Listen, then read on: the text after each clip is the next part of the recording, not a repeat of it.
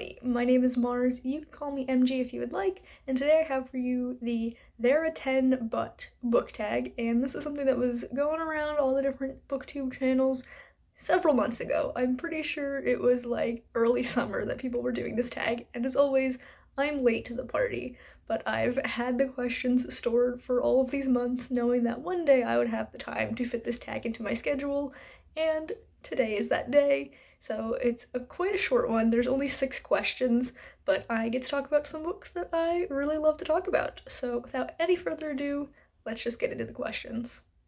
So the first question is, there are 10, but they're over 500 pages long. And for that, I'm going with Delicious Monsters by Lizelle Sambury. I adore this book. It was so good.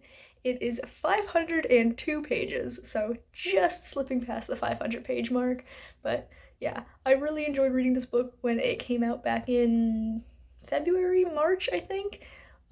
It is a young adult, like, horror thriller kind of thing. It's got some supernatural elements. There's 2 separate timelines, and although I feel like one of the timelines is a little bit underutilized, I still really loved this book, and I cannot wait for her book to come out next year. I think it's called Tender Beasts, and it's another YA horror thriller. So excited for that.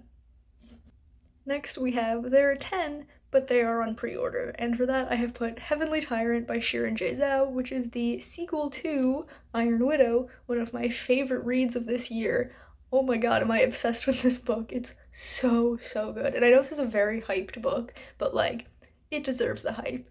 And Heavenly Tyrant was supposed to come out this past August, but because of different conflicts and things going on, the date had to be pushed back, so it's coming out, I believe, April of next year, sometime in the spring. But this book is a YA sci-fi reimagining of China's only female emperor, and it's so good. The ending, completely insane. I just need Heavenly Tyrant right now. The third question is, there are 10, but there are red flag, and for that I'm going to put Wuthering Heights by Emily Bronte. I have this gigantic copy that is Jane Eyre and Wuthering Heights in one bind-up, but Wuthering Heights is only like a third of this book.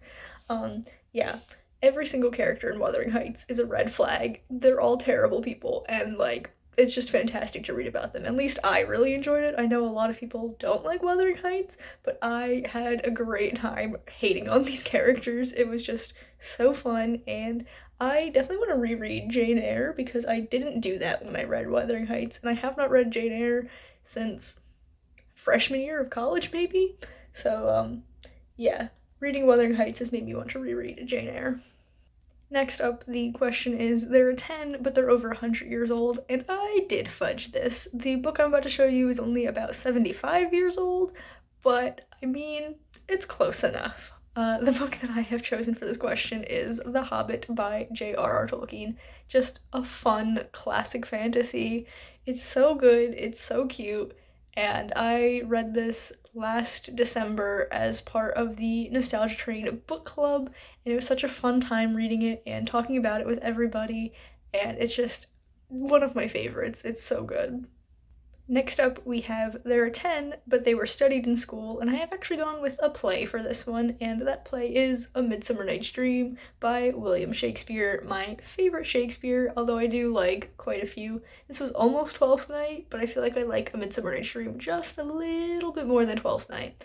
But yeah, I have this really beautiful copy. I actually have 2 copies of A Midsummer Night's Dream, but I like this one just a little bit more. I think the pink is such a pretty color, and this cover with Titania and Bottom on it is a very fun scene. So yeah, this is my pick for this question.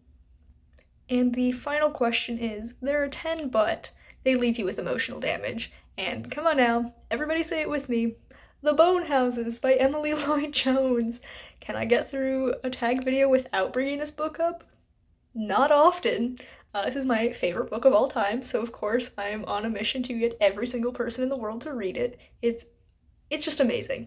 It's a YA fantasy that follows Rin, who is a gravedigger, and Ellis, who is a cartographer, and there's zombies and fae magic, and it will just rip your heart out. I I've read this book 3 times now, and I have cried every single time, and I will continue to cry every single time because I plan on reading this every year in September. That's the pattern that I've started and the pattern I will most likely keep up with.